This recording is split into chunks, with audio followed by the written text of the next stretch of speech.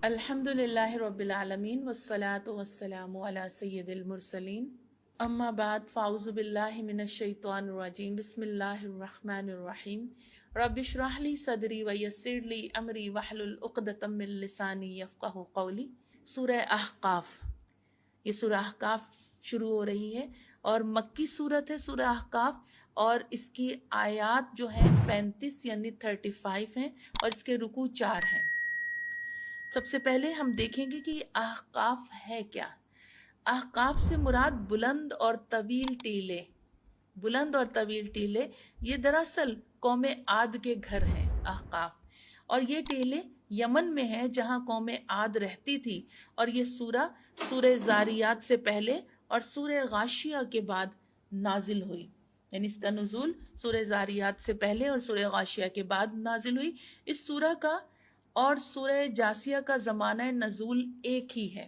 سورہ جاسیہ جو پیچھے ہم نے پڑھی تھی وہ، اور اس سورہ کا زمانہ نزول جو ہے وہ کہا جا رہا ہے کہ ایک ہی ہے۔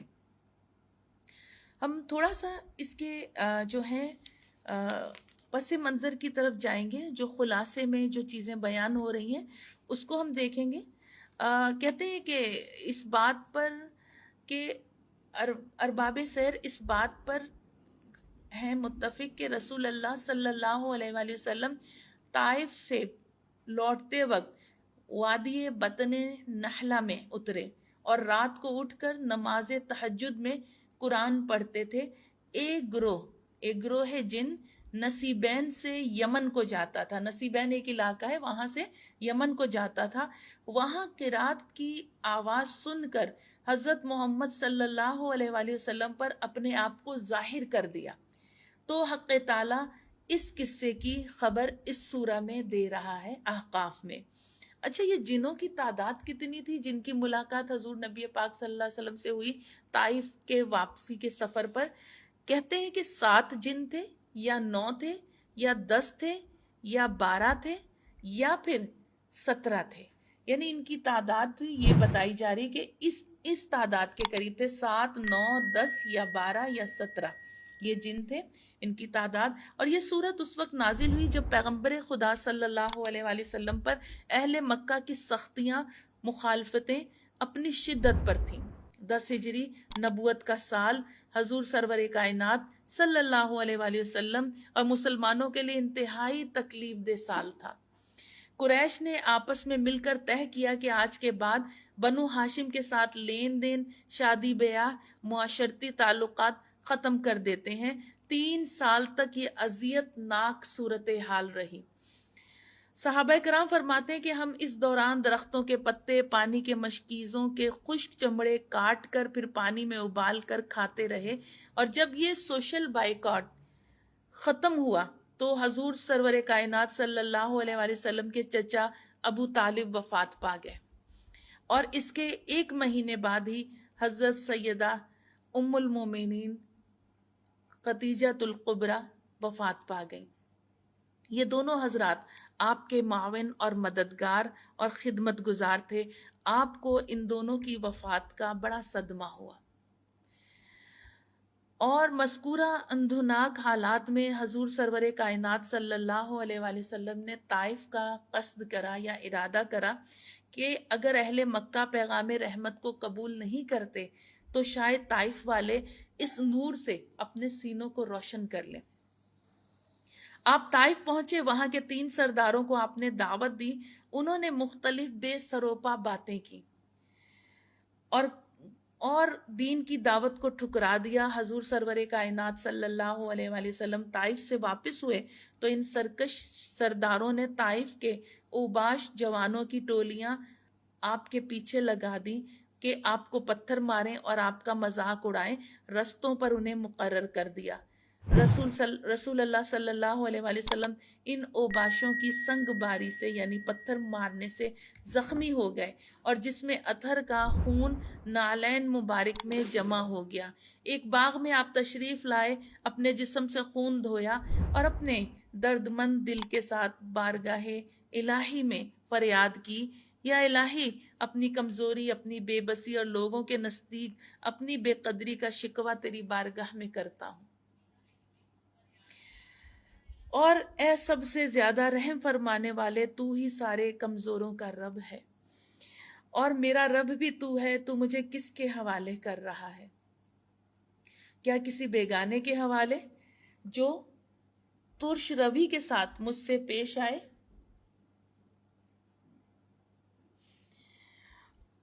اور کیا کسی دشمن کو تو نے میرے کام کا مالک بنا دیا ہے؟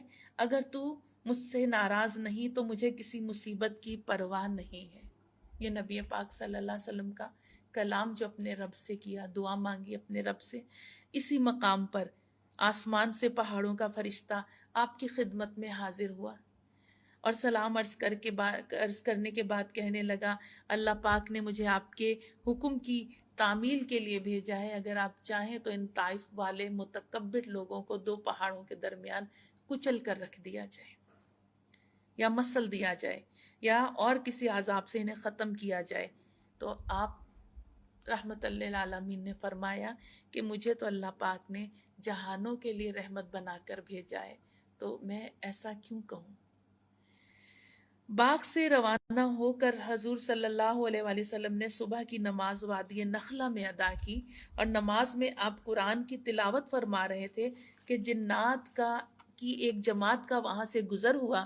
حضور سرور کائنات صلی اللہ علیہ وآلہ وسلم سے قرآن کی تلاوت سن کر سب وہاں کھڑے ہو گئے اور قرآن سے متاثر ہو کر اپنی قوم میں آ کر ان کو بھی قرآنی تعلیمات سے آگاہ کیا۔ اس صورت میں کفار کو ان کی گمراہیوں کے برے نتائج سے آگاہ کیا جا رہا ہے، اور وہ اس گمراہی پر غرور و تکبر کرتے تھے، اس پر جمے رہتے تھے، اور جو شخص انہیں ہدایت کی طرف بلاتا تھا اسے ملامت کرتے تھے۔ ان کے نزدیک دنیا کی حقیقت ایک بے مقصد کھلونے جیسی ہے، اور اپنے آپ کو غیر جوابدہ مخلوق تصور کرتے ہیں، ایسی مخلوق جس کو اللہ کے سامنے جواب دہ نہیں ہونا ہے۔ توحید کی دعوت ان کے خیال میں باطل تھی، اور ان کا خیال تھا کہ ان کے معبود واقعی ہی میں خدا کے شریک ہیں معاذ اللہ، اور وہ قرآن کو اللہ کا کلام ماننے کے لیے تیار نہ تھے، اور رسالت کا ایک جاہلانہ تصور ان کے ذہن میں تھا کہ کسی مالدار دولت مند کو نبوت کیوں نہیں ملی، اور رسول کو ماننے والے صرف غریب نوجوان اور غلام ہی کیوں ہیں، کوئی مالدار کیوں نہیں ہے۔ اور وہ قیامت کی زندگی کو موت کے بعد اور جزا و سزا کو من گھڑت افسانہ سمجھتے تھے۔ اس صورت میں اجمالی طور پر ان کو خبردار کیا گیا ہے کہ نجات کا راستہ صرف رسول کی اطاعت اور قرآن کریم کے احکامات پر عمل کرنے سے حاصل ہوگا، بس صورت دیگر تباہی اور ہلاکت تمہارا مقدر ہے۔ یہ اس صورت کا خلاصہ تھا، پس منظر تھا جو آپ کی خدمت میں بیان کرا۔ اب ہم اس سورہ احقاف کی کچھ اہم آیتوں کی طرف چلتے ہیں۔ آیت نمبر 6 کی طرف ہم بڑھتے ہیں۔ اللہ تبارک و تعالیٰ فرماتا ہے آیت نمبر 6 میں، اور جب لوگوں کا حشر ہوگا وَإِذَا حُشِرَ النَّاسُ، تو وہ ان کے دشمن ہوں گے اور ان سے منکر ہو جائیں گے، ان سے منکر ہو جائیں گے۔ کیا کہا جا رہا ہے؟ جب حشر ہوگا لوگوں کا تو وہ کیا ہوں گے؟ وہ دشمن ہو جائیں گے، اور ان کی پوجا پاٹ سے منکر، جن بتوں کو پوجتے تھے یا جن انسانوں کو انہوں نے خدا بنا رکھا تھا، تو وہ ان کی پوجا پاٹ کے منکر ہو جائیں گے۔ آیت نمبر اب 15 کی طرف بڑھیں گے ہم، کیونکہ مضامین وہی ہیں جو پچھلی صورتوں میں ہیں، تو ہم اب اس کے ساتھ آگے بڑھیں گے۔ آیت نمبر 15، اور ہم نے آدمی کو حکم دیا کہ اپنے ماں باپ سے بھلائی کر۔ دیکھیں قرآن میں کتنی مرتبہ والدین وبالوالدین احسانا، ان کے سامنے عاجزی کے بازو پھیلائے رکھ، بارہا ہم پڑھ کر آ رہے ہیں، اب پھر یہ حکم آ رہا ہے۔ ہم نے انسان کو حکم دے دیا اپنے والدین سے بھلائی کر، اس کی ماں نے اسے پیٹ میں رکھا تکلیف سے، اور پیدا کیا اس کو تکلیف سے، وضع حمل بھی تکلیف سے، پیٹ میں رکھا، حمل کے ہر وقت کی تکلیف اس نے سہی، اور پھر کیا ہے، اور اس کو پیدا کرا وہ بھی تکلیف کے ساتھ، اور اسے اٹھائے پھرنا اور اس کا دودھ چھڑانا 30 مہینے میں ہے، سلاسون شہرہ، اس کو اٹھائے پھرنا یعنی اس کو پیٹ میں رکھنے کا وقت یعنی حمل کا وقت، اور اس کا دودھ چھڑوانا یہ کتنا ہے؟ کہا جا رہا ہے یہ 30 مہینے میں ہے۔ 30 مہینے میں ہے. اور یہاں تک کہ جب وہ اپنے زور کو پہنچا یعنی اپنی جوانی کو پہنچا اور 40 برس کا ہوا. دیکھیں قرآن کریم جوانی کی عمر کون سی بتا رہا ہے؟ وَبَلَغَ أَرْبَعِينَ سَنَةً، اور 40 برس کا ہوا. یہ جوانی کی عمر ہے. تو کہا یعنی زور کی عمر، طاقت کی عمر. تو کہا جا رہا ہے 40 کا ہوا تو اس نے دعا کی، اے میرے رب میرے دل میں ڈال کہ میں تیری نعمت کا شکر کروں جو تو نے مجھ پر، میرے ماں باپ پر کی، اور میں وہ کام کروں جو تجھے پسند آئے، اور میرے لیے میری اولاد میں سوالے رکھ، اور میں تیری طرف رجوع لایا اور میں مسلمان ہوں. یہ بڑی اہم آیت ہے. پہلے ہم اس کو دیکھیں گے. زور کی عمر کا آغاز 6 ماہ حمل اور 2 برس دودھ پینا. کہتے ہیں یہ سیدنا حضرت ابو بکر صدیق رضی اللہ تعالیٰ عنہ کے لیے ہے کہ آپ کی مدت حمل جو تھی 6 ماہ تھی، اور پھر 6 ماہ میں ہم 2 برس اگر جمع کرتے ہیں 2 برس تو یہ پورے کتنے بن جائیں گے؟ یہ پورے بن جائیں گے 30 جو ہیں مہینے، 30 مہینے بن جائیں گے. 2 ماہ یعنی 24. اگر 2 سال دودھ پلانے کے ہم وقت کو دیکھیں تو 2 سال یہ یعنی 24 مہینے یہ، اور 24 میں اگر آپ 6 اور ڈال دیں تو یہ پورے 30 مہینے بنیں گے. تو اس سے کہا جاتا ہے کہ یہ حضرت ابو بکر صدیق کا بتایا جا رہا ہے کہ 6 ماہ کامل آپ حمل میں رہے اور پھر 2 برس دودھ پیا، 30 برس 30 مہینے. اور پھر کہا کہ 18 برس یا 20 برس اور 40 برس کے ہوئے تو دعا فرمائی. کیا دعا فرمائی؟ کہ یا اللہ مجھے میرے دل میں یہ ڈال کہ میں تیری نعمت کا شکر کروں جو تم نے مجھ پر کی، یعنی میرے ماں باپ پر، اور میں وہ کام کروں جو تجھے پسند آئے، اور میرے لیے میری اولاد میں سوالے رکھ کہ میں تیری طرف رجوع لایا اور میں مسلمان ہوں. دعا یہ کری. اور یہ کہتے ہیں کہ حضرت ابو بکر کی شان تھی کہ آپ کے والد ابو قحافہ وہ بھی صحابی اور مسلمان ہو گئے تھے، اور حضرت صدیق اکبر، اور پھر آپ کے بیٹے عبد الرحمن، اور پھر آپ کے پوتے حضرت ابو عتیق محمد، یعنی نسل در نسل مسلمان. تو یہ آپ کی دعا آپ نے جب کری تھی تو یہ دعا اللہ نے قبول فرمائی. اور اب ہم چلتے ہیں آیت نمبر 21 کی طرف. اب یہاں قوم عاد کا ذکر ہو رہا ہے. احقاف میں نے کہا نا ان کے گھروں کو کہا جاتا تھا، اونچے اونچے بڑے ٹیلوں پر انہوں نے گھر بنائے ہوئے تھے، اور یہ طوفان نوح کا سن کر انہوں نے اپنے گھر ایسے بنائے کہ اگر اب کوئی طوفان آیا، پانی آیا تو ہم ٹیلوں پر رہیں گے تو پانی جو سیلاب ہے وہ ہمیں نقصان نہیں پہنچا سکے گا. تو اب ان کا ذکر آ رہا ہے آیت نمبر 21 میں یعنی 21 میں. کیا کہا جا رہا ہے؟ اور یاد کرو عاد کے ہم قوم کو جب اس نے ان کو سرزمین احقاف میں ڈرایا. یہاں احقاف کا ذکر آ رہا ہے کہ احقاف کی سرزمین میں انہوں نے اسے ڈرایا، اور بے شک گزر چکے تھے بہت سے ڈر اس سے پہلے ڈر سنانے والے، اور اس کے بعد آئے کہ اللہ کے سوا کسی کو نہ پوجو، بے شک مجھے تم پر ایک بڑے دن کے عذاب کا اندیشہ ہے. حضرت قوم عاد پر حضرت ہود علیہ السلام تشریف لائے تھے تو انہوں نے یہ نے کہا.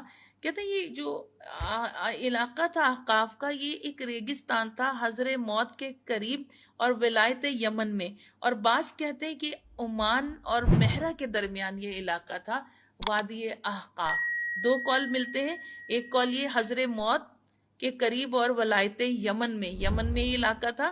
بعض کہتے ہیں نہیں عمان میں اور مہرہ کے درمیان یہ علاقہ تھا، واللہ عالم. اب آیت نمبر 24. اور پھر جب دیکھ لیا ان سب نے اس عذاب کو کہ آتا ہوا سامنے سے ان کی وادیوں کی طرف، بولے یہ ابر ہے برسنے والا ہم پر، بلکہ وہ وہی ہے جس کی جلدی مچائی تھی تم نے، ہوا ہے جس میں دکھ دینے والا عذاب ہے. اس آیت کے پس منظر میں تھوڑا سا جائیں گے ہم. قیل نام کا، قیل قاف نقطوں والا یا اور لام، قیل نام کا ایک شخص کے ساتھ ان کی قوم کے گروہ نے حرم میں جا کر دعا مانگی. ان پر بارشیں نہیں ہو رہی تھی تو انہوں نے حرم کعبہ میں جا کے دعا مانگی، اور یہ دعا کیا تھی؟ بارش برسنے کی دعا کری تھی. اور 3 ابر ظاہر ہو گئے. جب دعا مانگی تو 3 بادل اللہ تعالیٰ نے بھیجے، اور ایک اعلان کرنے والے نے اعلان کرا کہ ان میں سے ایک بادل کو اختیار کر لو. جو تم اختیار کرنا چاہتے ہو. انہوں نے سیاہ ابر کو، سیاہ بادل کو اختیار کیا اور وہ ابر ان کے شہر کو چلا. وہ اسے ابر رحمت سمجھ کر خوشیاں منا رہے تھے. حضرت ہود علیہ السلام نے فرمایا نادانو یہ ابر رحمت نہیں ہے، یہ تو ابر عذاب ہے، عذاب کا بادل ہے. یہ آیت نمبر 25 میں الٹ پلٹ دیتی ہے ہر چیز کو اپنے رب کے حکم سے. اب صبح کی انہوں نے کہ نظر نہیں آتے تھے مگر ان کے گھر، اسی طرح سزا دیتے ہیں ہم مجرموں کو. ایسی ہوا اللہ تعالیٰ نے دوزخ کی چھوڑی وہاں کہ اس ہوا نے ان کو اٹھا اٹھا کے سروں کے بل، اتنے اونچے لمبے قد قامت کے لوگ تھے کہ کہا جاتا ہے کہ جب یہ ہوائیں پھینک رہی تھی تو یوں لگ رہا تھا کھجور کے لمبے تنے. کھجور عموماً دیکھیں سب درختوں سے لمبا درخت کھجور کا ہوتا ہے، تو ان کے قد کاٹ اتنے تھے کہ کھجوروں کے تنوں کی طرح کے تھے یہ. تو کہا جا رہا ہے کہ انہوں نے الٹ پلٹ، ہوا ایسی تھی کہ انہیں الٹ پلٹ کرا اور ان کو سزا دی، اور 7 دن ہوائیں چلتی رہیں. احقاف کے ریت کے ٹیلے ان پر ڈال دیے گئے، اتنے بڑے انسانوں کے قبریں وہیں بن گئی. 7 دن تک ہوائیں ان پر مسلسل چلتی رہیں جو انہیں اٹھا پٹک کرنی تھی، اور اس کے بعد ریت کے ٹیلوں کو اڑا اڑا کے ان کی وہیں قبریں بن رہی تھیں.